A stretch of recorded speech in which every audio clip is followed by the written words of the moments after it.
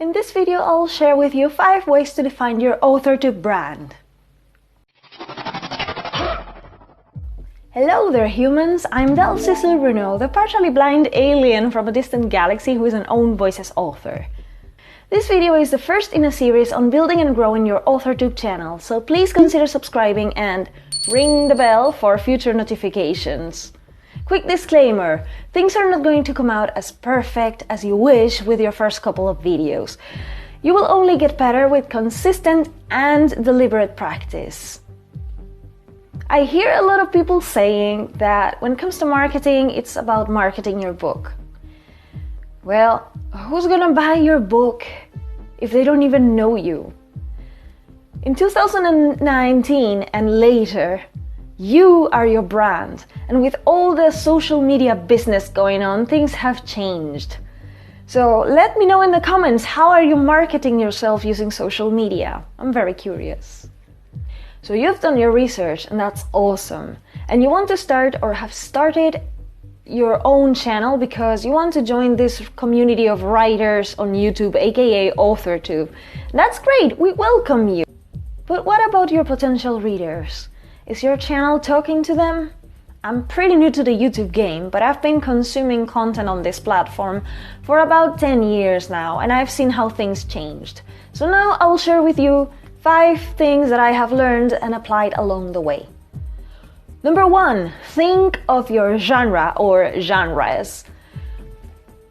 Make sure that your profile picture, your channel banner, your thumbnails, and all the channel optimizations matched with your genre or genres of choice. I write sci-fi mostly, but I also write in other genres. So before I go with any specific label, I went with Own Voices, and that's why all my channel art and color schemes use the colors of the asexual flag. You know, black, gray, purple, white. But I also write poetry, and that's why I opted for a stylish yet easy to read font, because I thought it would reflect that kind of poetic style of mine. And then of course silhouettes everywhere, because it reflects this theme of I can't see you, you can't see me. Number 2, your surroundings, clothing, and appearance should match your brand somehow. Many people film in front of bookshelves, and if that's your case, consider bringing your favorite books or books that are in your genre to the part of the bookshelf that people are going to see in your videos. Another example is if you write about superheroes, let's say, and you own some superhero t-shirts or figurines, don't be afraid. Don't feel weird about showcasing that in your videos. Once I was listening to a live stream about marketing, I think, if I'm not mistaken, it was on the Word Nerds channel, and they were talking about this author who always wore black lipstick or dark colors lipstick. And it was a horror writer, or was it dark fantasy? It was about something dark. And now this person on the live stream was associating this person automatically with her genre because she made her makeup a part of their branding. A recurrent feedback that I get whenever I share my stories is that I have an intriguing voice. Narrative voice, that is. So I've set up my videos to have a similar feel. Plus, as you know, I don't want to show my face, so a silhouette is what you get. But hey, I've added colors now, so it's not all gloomy, while still retaining the essence of my brand and my narrative voice. So I'm sure you'll figure something out. You're creative. Number 3, your charisma should reflect a little bit of that narrative voice. Please be yourself. I'm not telling you to fake it. But you've chosen your genres based on the things that you love to read and write, am I right? When you film your videos, bring a little bit of that way in which you narrate your stories. Your subscribers will get familiar with the way that you express yourself, and if they like it and stay along the ride, it means that they could also like the way that you write. It doesn't have to be 100% the same as your stories, because of course this is a video and not a book. But your subscribers should establish that subconscious connection between what they hear in your videos and what they will read in your work. Number 4, background music that fits your content. Search for music that not only fits your writing genres, but also the things that you like to talk about in your videos. This is why I use more melancholic sci-fi tunes instead of upbeat ones. But of course, when I released the video for the Disability and Romance Anthology, I had to look for something happier and uplifting because the video asked for it. And same goes for my poems.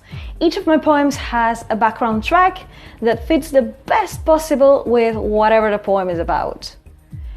Royalty-free and no copyright music is the best for this. And the audio library on YouTube is a fantastic source to peruse around until you find the track that best fits your needs. But things get even better if you find a music creator here on YouTube or elsewhere who clearly states, be careful, clearly states that you can use their music for free in your YouTube videos. Also, be sure to credit them in your descriptions. If you look down there in my descriptions, I always or almost always have a link to Code.ag's channel because I use his music. And this creates a fantastic form of collaboration. It brings attention to my channel on his end because he might feature some of my videos in other of his social media, but it also brings attention to his channel on my end because, as you can see, I'm talking about him. Be sure to check him out if you're a sci-fi writer or maybe a horror or dark fantasy writer, because his content is amazing for these kind of genres. Number 5, consistency. Yes, you should have an uploading schedule. If you feel like you only have time to post once a week, then please show up once a week. If you say every Monday, it's every Monday. I am as strict as saying that I upload at a specific time. I upload every Tuesday at 9 p.m. on Central Europe, which means 3 p.m. on the East Coast and noon on the West Coast. And every Saturday at 6 p.m. Central Europe time, which means noon on the East Coast and 9 a.m. on the West Coast. But you don't have to be as crazy as I am. This is just to keep my time management issues at bay.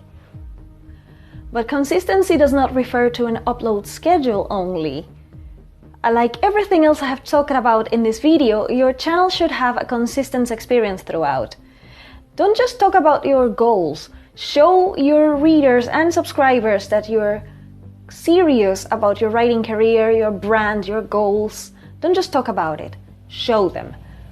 Stick to your brand's core values. I might be a melancholic and depressed alien, but I also believe in sharing and collaboration and inclusion, and a little bit of exposing things when it doesn't feel right, you know. It mostly consists of mental health awareness or disability awareness and such things, but you will definitely not find that kind of tea on my channel because I don't like drama. It is not part of my brand, and if I ever get close to that kind of content, it is because I would like to initiate a healthy discussion and nothing more than that. So be sure that everything that you upload is consistent to your brand and your core values. Bonus tip: take everything that I've talked about for your AuthorTube channel and transport it to your other social media platforms. I guess you're using other social media, aren't you? So for example, if you're using Twitter, remember this is your author Twitter. And you can post whatever you want, of course. But unless your books or stories are heavily political or religious, you know what to do. Keep that thing away from your tweets. It's for the benefit of your readers. Please, don't talk about things that don't match with your brand's core values. Unless your books are political, then you can talk about whatever you want.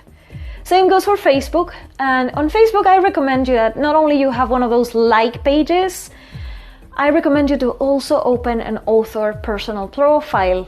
If you're using a pen name especially, I use a pen name, so that's why I have it. This helps me to interact much better and in a more personal way with my potential readers and new friends.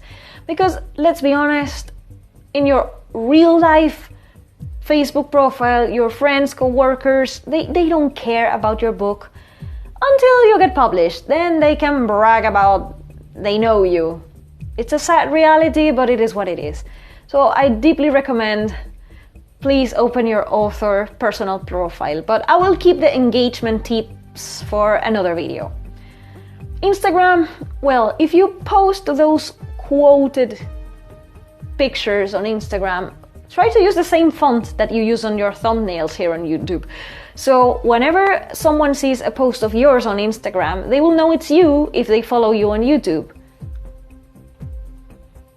Remember that this video is the first on the series to help small or new AuthorTubers stand out from the growing crowd. So once again, consider subscribing, ring the bell, and stay tuned for my future uploads. I'll see you in my next video. Bye!